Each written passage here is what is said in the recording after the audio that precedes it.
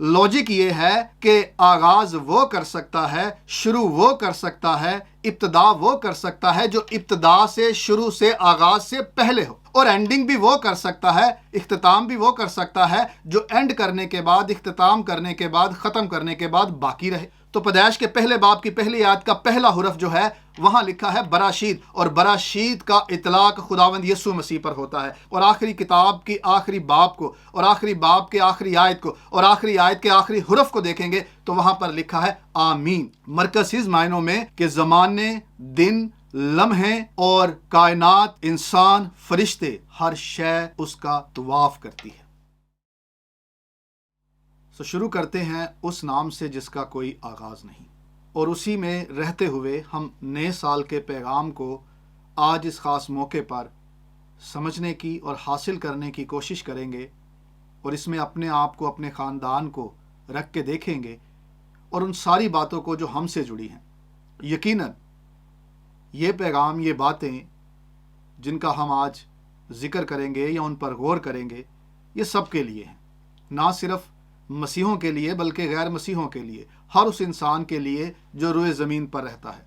आगाज़ या अंजाम ये आपस में बहुत गहरा ताल्लुक़ रखते हैं। मटेरियलिस्टिक वर्ल्ड में या मादी दुनिया में जिसमें हम ज़िंदगी गुजार रहे हैं, यहाँ पर जब भी किसी एक चीज़ का इख्तिताम होता है तो उसी के साथ दूसरे का आगाज़ होता है। बड़ी आम सी बात है, जब हम दरख्तों के पत्तों के गिरने को देखते हैं तो मालूम होता है कि जब पत्ते गिर जाते हैं खिज़ा में तो उसके बाद ही नए पत्ते आते हैं, नई कौंपलें निकलती हैं। जब किसी एक जगह से किसी चीज़ का खात्मा हो जाता है तो वहीं पर दूसरा आगाज़ होता है। सो एक का इख्तिताम, एक की एंडिंग, दूसरे का आगाज़ है। अब वो कोई बर्बादी हो सकती है या आबादी हो सकती है, किसी की बेहतरी हो सकती है या किसी की खराबी हो सकती है, ये एक अलग बात है, लेकिन अंजाम के साथ आगाज़ है। पुराने साल के ख़त्म होते ही नए साल का आगाज़ है। लेकिन क्या इसमें से हम उस बात को समझते हैं जो परवरदिगार की ज़ात के साथ जुड़े होने की मुनासबत से हमारे इल्म में होनी चाहिए? और अगर समझते हैं तो क्या उसके मुताबिक हम बिहेव करते हैं, हमारे रवैये उसके मुताबिक हैं? ये एक चैलेंज होगा कि मैं और आप किस तरह से इस रोए ज़मीन पर अपने आप को सालों में, दिनों में, लम्हों में से गुजारते हैं। सो बात शुरू करते हैं उस हवाले से जो आपके सामने तलावत के तौर पर पढ़ा गया। इस हवाले में ख़ास खुदावंद यसु मसीह फरमाते हैं कि मैं अव्वल व आखिर हूँ, इब्तिदा व इंतहा हूँ। ये फ्रेज़ है जो सिर्फ मकाशवा की किताब में, उसके अलावा और भी जगहों पर है, लेकिन सिर्फ मकाशवा की किताब में इसको 4 मरतबा मुख्तलिफ अरेंजमेंट के साथ इस्तेमाल किया गया है। इसी फ्रेज़ को अव्वल, आखिर, इब्तिदा, इंतहा और अल्फ़ा, ओमेगा, इसके मुख्तलिफ अंदाज हैं बयान करने के, लेकिन एक ही बात को, एक ही ख़ास सोच को 4 मुख्तलिफ मौक़ों पर बयान किया गया है। और पहले मौके पर मकाशवा 1:8 में खुदा बाप के लिए इस्तेमाल हुआ है। फिर उसके बाद 1:17 में खुदावंद यसु मसीह इब्ने खुदा के लिए इस्तेमाल हुआ है, और फिर 21:6 में खुदा बाप के लिए इस्तेमाल हुआ है, और फिर 22:13 में ये फिर से इब्ने खुदा, खुदावंद यसु मसीह के लिए इस्तेमाल हुआ है।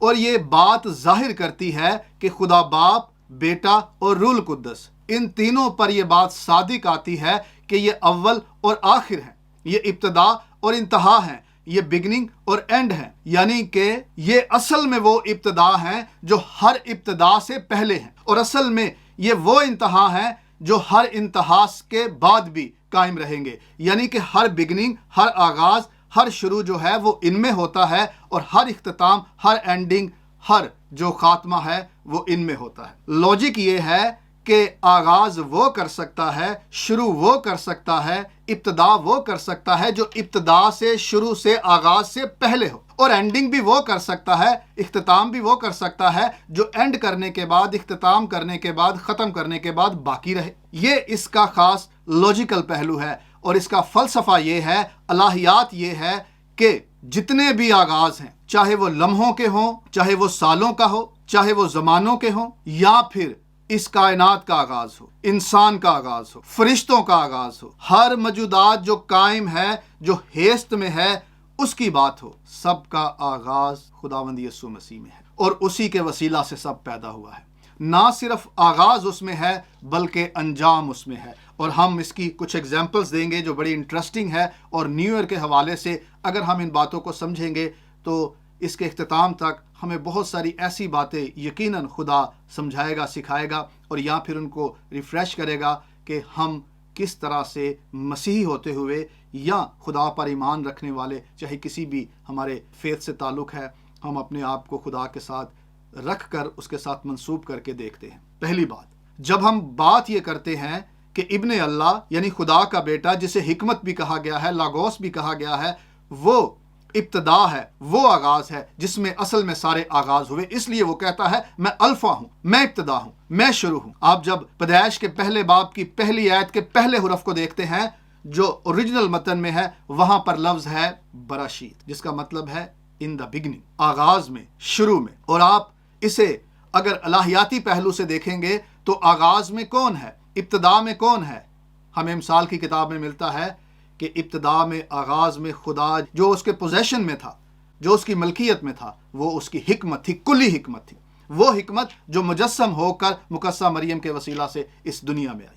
تو پیدائش کے پہلے باب کی پہلی آیت کا پہلا حرف جو ہے وہاں لکھا ہے براشید، اور براشید کا اطلاق خداوند یسوع مسیح پر ہوتا ہے۔ اور اسی طرح سے جب آپ مکاشوہ کی کتاب پڑھیں گے، یعنی کہ کتاب مقدس کی آخری کتاب، اور آخری کتاب کی آخری باب کو، اور آخری باب کے آخری آیت کو، اور آخری آیت کے آخری حرف کو دیکھیں گے تو وہاں پر لکھا ہے آمین۔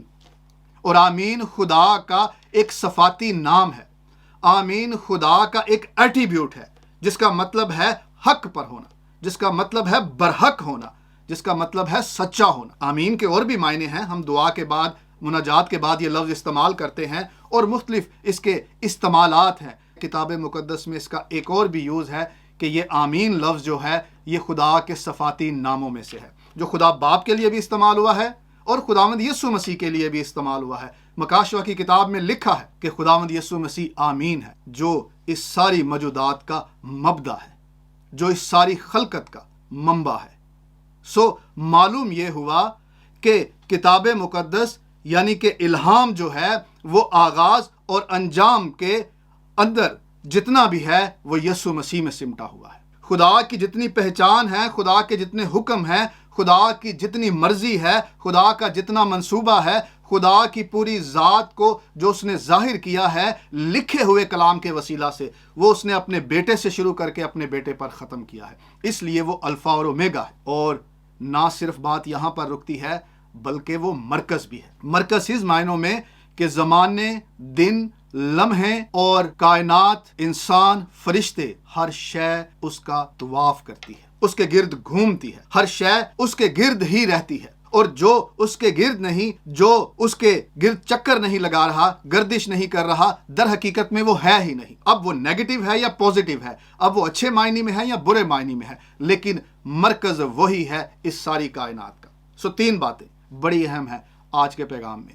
ایک تو یہ کہ خداوند یسوع مسیح ابتدا ہے اور وہ انتہا ہے، وہی شروع ہے اور وہی آخر ہے، کیونکہ وہ شروع سے پہلے ہے اور آخر کے بعد بھی وہ ہے، کیونکہ سارے آغاز اس میں ہوتے ہیں، ہر چیز کی ابتدا اس میں ہے تو انجام بھی اسی میں ہوتا ہے، وہ مکمل بھی اسی میں ہوتی ہے۔ ہر شے کی ہم بات کر رہے ہیں، چاہے وہ کوئی بھی شے ہے، کائنات کا کوئی بھی حصہ ہے، وہ اسی میں جا کے پورا ہوتا ہے، اور مرکز بھی وہ ہے، سینٹرل پوائنٹ بھی وہ ہے۔ اب مبارک ہیں وہ جو مثبت طور پر اسے قبول کرتے ہیں اور اس کا طواف کرتے ہیں، اس کے گرد چکر لگاتے ہیں، اس کے گرد ان کی زندگی ہے۔ سو وہ اس کائنات کا مرکز ہے۔ اور اس کا ایک ایگزامپل دیں گے کہ خدائے ثالوث میں تثلیث کے تیسرے رکن میں جو مرکزی رکن مانا گیا ہے، جو سینٹرل، جو پرسن ہے، جس نے اپنے آپ کو ریویل کیا ہے، ڈیوینٹی کو ریویل کیا ہے، الوہیت کو ریویل کیا ہے، جس نے پوشیدگی سے اپنے آپ کو باہر دکھایا ہے، وہ ہے بیٹا۔ سو بیٹا مرکز ہے الوہیت کا، بیٹا مرکز ہے کائنات کا، بیٹا مرکز ہے ہر انسان کا، ہر بشر کا،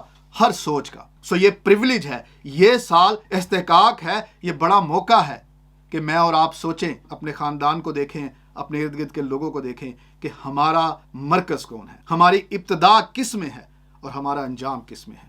مبارک ہیں وہ لوگ جن کا آغاز، جن کا مرکز اور جن کا انجام جو ہے وہ مسیح میں ہے۔ سو اگر اس طرح سے زندگی چل رہی ہے تو یقین جانے کہ زندگی کا مقصد پورا ہو رہا ہے۔ ہر سال کا آغاز جو ہے وہ در حقیقت ایک نئے آغاز کے ساتھ اور ایک نئی ترقی کے ساتھ ہے۔ سو پروردگار ان باتوں کے وسیلہ سے ہمیں اس سال کے آغاز میں یہ توفیق عطا کرے کہ ہم اپنے ہر آغاز کو دیکھیں، ہم اپنی ہر مرکزی پوائنٹ کو، سینٹرل سوچ کو، تھاٹ کو، ٹارگٹ کو دیکھیں جس کو ہم اچیو کرنا چاہتے ہیں، وہ کس کے گرد ہے، اور پھر دیکھیں کہ ہمارا انجام کس میں ہے۔ سو یہ ایک بڑا چیلنج ہے میرے اور آپ کے لیے اور ہر شخص کے لیے۔ سو پروردگار ہمیں اس کلام کے وسیلہ سے برکت دے، آمین۔